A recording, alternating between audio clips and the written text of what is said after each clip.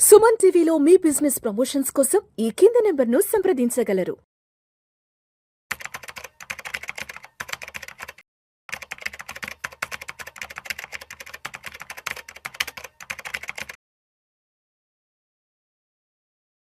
నమస్తే అండి, welcome to Suman TV. నేను విజయ్ గారు.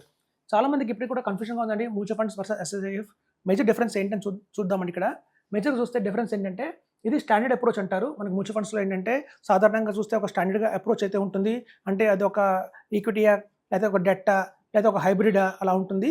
సో ఇందులో ఏంటంటే మనకి అడ్వాన్స్డ్ అప్రోచ్ ఉందండి.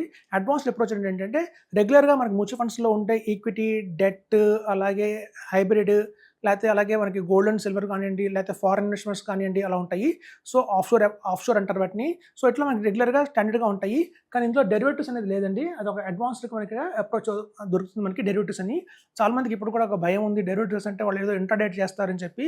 డెరివేటివ్స్లో మనకి వచ్చేది ఏంటంటే అధికంగా లాభం ఏంటంటే షార్ట్ ఫండ్ చేసేయచ్చండి. అంటే కొంచెం షేర్స్ని కూడా త్వరగానే వాళ్ళు ఒకవేళ కనుక అందులో పెద్ద రాణించలేవు అంటే కనుక వాటిని రీప్లేస్ చేసి వేరే షేర్స్ కొనుక్కోవచ్చు.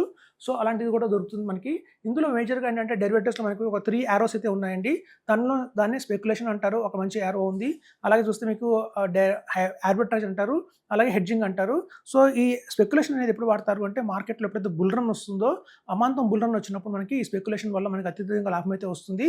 అలాగే మనకి మార్కెట్ పడుతుంది అన్న టైంలో కనుక చూస్తే మనకి హెడ్జింగ్ ద్వారా కానివ్వండి, ఆర్బిట్రేజ్ ద్వారా కానివ్వండి, పడిపోకుండా మన ఫండ్ని, కార్పొరేషన్ పడిపోకుండా కొంచెం ప్రొటెక్షన్ అయితే చేస్తుంది. సో మనకి ఏంటంటే మ్యూచువల్ ఫండ్స్లో చూస్తే మనకి కేవలం స్టాండర్డ్ అప్రోచ్ ఉంటుంది. Either equity or debt or అదర్స్లో చూస్తే మనకి గోల్డ్ అండ్ సిల్వర్ కావచ్చు, లేదా ఫారెన్ స్టాక్స్ కావచ్చు. సో అంతేనండి ఇందులో. సో అట్లాంటివన్నీ ఉంటూ కూడా అడిషనల్గా ఉన్నదే మనకి డెరివేటివ్స్ అనేది. ఇది అడ్వాన్స్డ్ అప్రోచ్ అంటారు. సో మేజర్ డిఫరెన్స్ ఇక్కడే వస్తుందండి ఎస్ఐఎఫ్స్లో. అలాగే చూస్తే మనకి రీటైల్ ఫోకస్, ఇక్కడేమో హై ఇన్కమ్ ఫోకస్.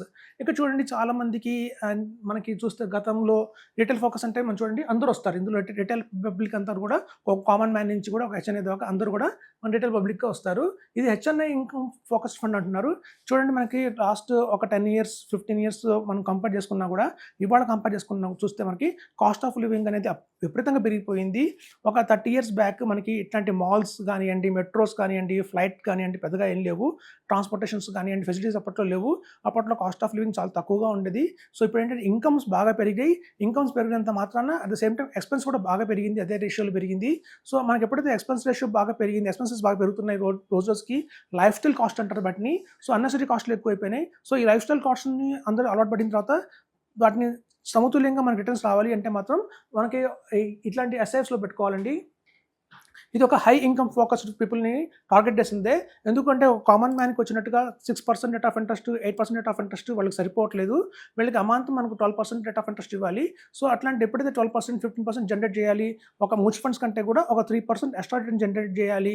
ఎందుకంటే వాళ్ళు కోరుకుంటున్నారు. ఎక్కువ హెచ్ఎన్ఐ గ్రూప్ వాళ్ళు ఎక్కువ ఏంటంటే వాళ్ళకి మామూలుగా వచ్చే సాధారణ రిటర్న్స్ కంటే కూడా 3-4% ఎక్స్ట్రా రావాలి.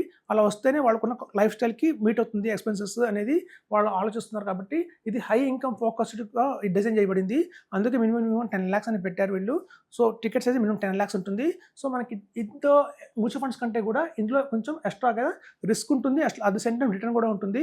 చూడండి 5% రిస్క్ తీసుకుంటే 5% రిటర్న్ వస్తుంది, 10% రిస్క్ తీసుకుంటే 10% రిటర్న్ వస్తుంది, 20% రిస్క్ తీసుకుంటే 20% రిటర్న్ వస్తుంది. సో రిస్క్ ఎంత తీసుకుంటామో రిటర్న్ కూడా అంతే వస్తుంది. చాలామంది రిస్క్ మీద ఫోకస్ చేస్తారు, ఇందులో రిస్క్ ఎక్కువ ఉందని. At the same time return కూడా ఎక్కువ ఉంది. సో రిటర్న్ కూడా మనం ఎవరైనా కావాలి అనుకున్నంత మాత్రాన వాళ్ళందరికీ కూడా ఇది ఎస్ఐఎఫ్ బాగా సూట్ అవుతుందని చెప్తున్నాను. కొంత కనుక మనం చూస్తే ఇందులో ఫ్లెక్సిబిలిటీ ఎక్కువ ఉంటుంది, అందులో డెరివేటివ్స్ ఎక్స్ట్రా ఉంటుంది. ఇక్కడ చూడండి మనకి ఫిక్స్డ్ కేటగిరీ అంటారు. అంటే ఏంటంటే ఫిక్స్డ్ కేటగిరీ అంటే అది మల్టీ క్యాప్ అంటే మల్టీ క్యాప్, లేదంటే మనకి చూస్తే ఒక ఫండ్ తీసుకుంటే ఆ ఫండ్లో లార్జ్ క్యాప్ అంటే అది లార్జ్ క్యాప్గానే ఉంటుంది, మిడ్ క్యాప్ అంటే మిడ్ క్యాప్గానే ఉంటుంది, స్మాల్ క్యాప్ అంటే స్మాల్ క్యాప్గానే ఉంటుంది. కానీ ఇందులో అలా కాదండి, ఫ్లెక్సిబుల్ అలొకేషన్ అంటారు దాన్ని. అంటే ఏంటంటే X100 అంటారు అంతే. అంటే 100 కంపెనీస్ని వదిలేసి ఎందులో వాళ్ళు ఇన్వెస్ట్మెంట్ చేసేసుకోవచ్చు. సో అలా ఇన్వెస్ట్మెంట్ చేయడం వల్ల వచ్చే లాభం ఏంటంటే వాళ్ళు దాన్ని తాత్కాలికంగా టెంపరీగా దాన్ని స్మాల్ క్యాప్ ఫండ్గా మార్చేయచ్చు, లేదంటే మిడ్ క్యాప్ ఫండ్ కింద మార్చేయచ్చు, లేదా మిడ్ అండ్ స్మాల్ క్యాప్ ఫండ్గా మార్చేయచ్చు. సో ఇక్కడ ఫ్లెక్సిబుల్ అలొకేషన్ అనేది చాలా ఎక్కువ అవకాశం ఉందండి ఫండ్ మేనేజర్కి. సో ఎప్పుడైతే ఫండ్ మేనేజర్కి ఒక కంఫర్ట్గా ఉంటుందో దాన్ని ఎట్లయినా మార్చుకోవచ్చో, మా కాలానుగుణంగా మార్కెట్ పట్టి మిడ్ క్యాప్స్కి ఎక్కువ ఆపర్చునిటీ ఉందంటే మిడ్ క్యాప్లో ఎక్కువ ఇన్వెస్ట్మెంట్ చేయడం, స్మాల్ క్యాప్ ఎక్కువ ఆపర్చునిటీ ఉంది స్మాల్ క్యాప్లో దాన్ని మార్చుకోవడం, అలా ఫ్లెక్సిబిలిటీ ఎక్కువ ఉన్నందువల్ల రిటర్న్స్ మనం ఎక్కువ జనరేట్ చేయడం అనేది జరుగుతుందండి.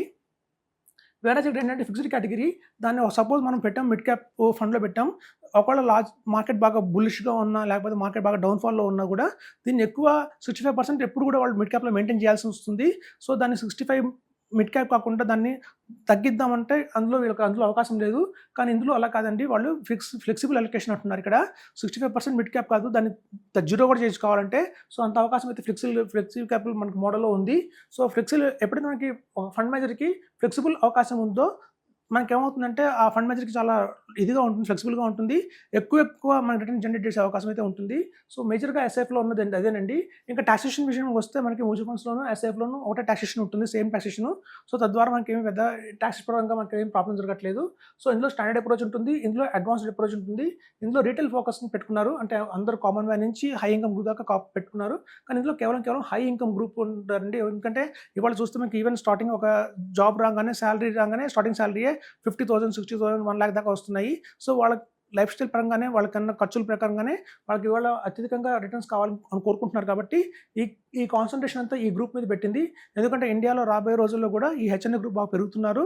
ఒకప్పుడు హెచ్ఎన్ఏ గ్రూప్ చాలా తక్కువ ఉండేది, కానీ డే బై డే ఏంటంటే వాళ్ళకి చాలా హెచ్ఎన్ఏ గ్రూప్స్ సెగ్మెంట్ బాగా పెరుగుతుంది. సో అలా సెగ్మెంట్ పెరుగుతుంది కాబట్టి కొంత రిస్క్ కూడా వాళ్ళు బేర్ చేయగలుగుతున్నారు. సో అలా రిస్క్ కొంచెం బేర్ చేయగలుగుతాము, కొంచెం హై రిటర్న్స్ మాకు కావాలి, మ్యూచువల్ ఫండ్స్ కంటే కూడా ఎక్స్ట్రాడనరీ రిటర్న్స్ కావాలి అంటే మాత్రం ఇది ఎస్ఎఫ్కి వెళ్ళిపోవాలి. ఎప్పుడైనా చూడండి మ్యూచువల్ ఫండ్స్కి ఎస్ఎఫ్ డిఫరెన్స్ ఏంటంటే +or-3% అంటున్నారు. అంటే మార్కెట్ బాగా బులిష్గా ఉన్నప్పుడు మ్యూచువల్ ఫండ్స్ ఇచ్చే దానికంటే కూడా 3% ఎక్స్ట్రా మనకి ఎస్ఎఫ్స్లో దొరుకుతుంది. అలాగే బేర్ మార్కెట్లో ఎప్పుడైతే మార్కెట్ బాగా పడిపోతుంటుందో మ్యూచువల్ ఫండ్స్ కంటే కూడా 3% తక్కువ పడుతుంది. సో మనకి అట్లా అప్పర్ మార్కెట్లోను డౌన్ఫాల్ మార్కెట్లోను రెండు వైపులా ప్రొటెక్షన్ జరుగుతూ రిటర్న్స్ని బాగా పెంచేదే మనకి ఈ ఎస్ఐఎఫ్ అండి. సో ఇందులో మీకు అడ్వాన్స్డ్ అప్రోచ్ ఉంటుంది. ఇది కేవలం టార్గెట్ వచ్చి హై ఇన్కమ్ ఫోకస్డ్ గ్రూప్ అంటున్నారు. ఎక్కువ హెచ్ఎన్ఐ స్కీమ్ మీద కాన్సన్ట్రేషన్ చేశారు వీళ్ళు. అలాగే ఫ్లెక్సిబుల్ అలొకేషన్ అయితే ఉంటుంది. ఈ ఫ్లెక్సిబుల్ అలొకేషన్ వల్ల మనకి మ్యూచువల్ ఫండ్స్ కంటే కూడా ఎక్స్ట్రాడనరీ రిటర్న్స్ వచ్చే అవకాశం అయితే చాలా ఉందని చెప్తున్నాను. Thank you.